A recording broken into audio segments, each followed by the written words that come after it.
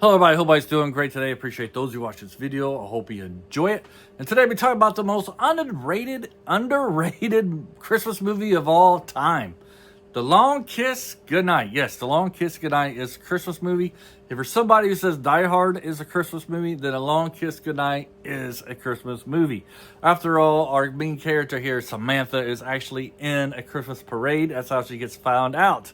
This movie stars Geena Davis and Samuel L. Jackson. This is back in the 90s when it felt like Samuel L. Jackson was in like every movie.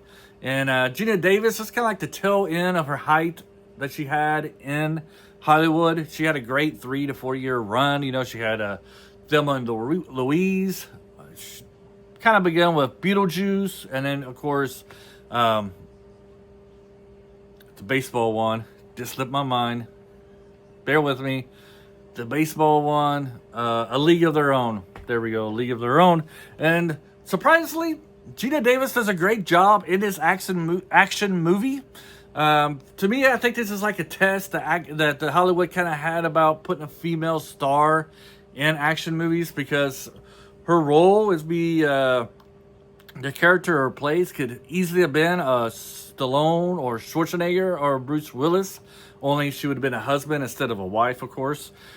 She has amnesia, and she's just your basic housewife there at the beginning, you know, taking care of her children, her daughter, not her children, her daughter and her husband, cooking, cleaning, that kind of stuff. And then she gets in a car accident, and then she starts to remember her past, and her past skill set, I guess you can say lightly, starts to come out and play. You know, she's chopping up a carrot like a all-pro chef, and then she throws a knife and sticks a tomato into a cabinet.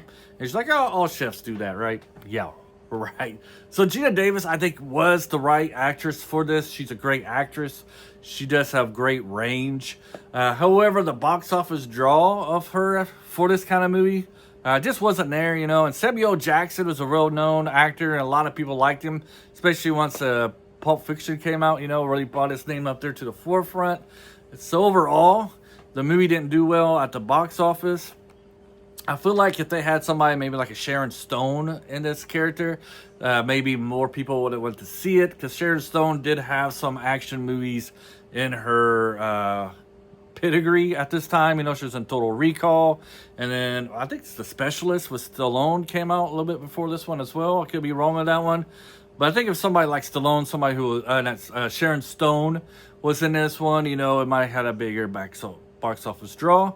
And another great thing about this movie is that your modern day action female character are really shallow and more like a Mary Sue type. Geena Davis in this movie, she's very not likable, especially once she turns into her full assassin self.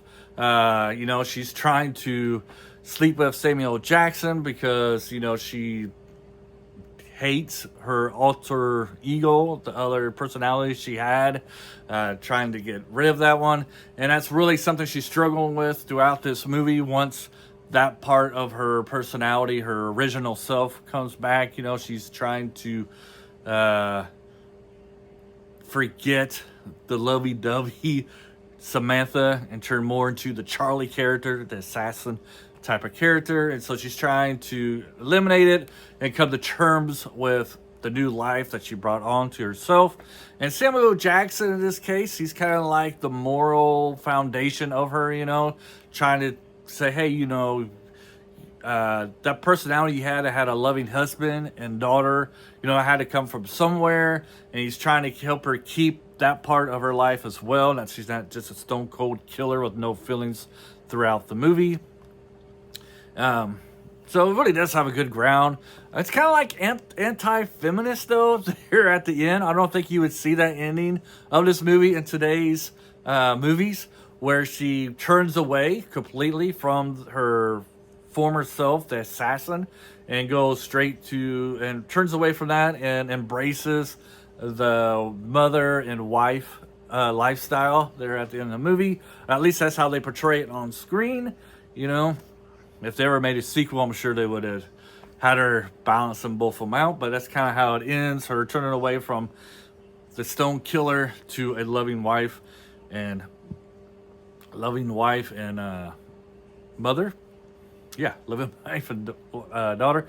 And just like, let's go back to this movie here, though. Just like any action movies from the 90s, late 80s, 90s, you got your over-the-top action, explosions, gunfights, car chases. You got the good old semi wreckage there at the end. Overall, I don't know anybody who's seen this movie and did not like it. It's really great. And like I said, the stuff that Geena Davis is doing on screen would be stuff that you would see the top three at that time: a Stallone, a Bruce Willis, a Schwarzenegger, a Kurt Russell doing on screen.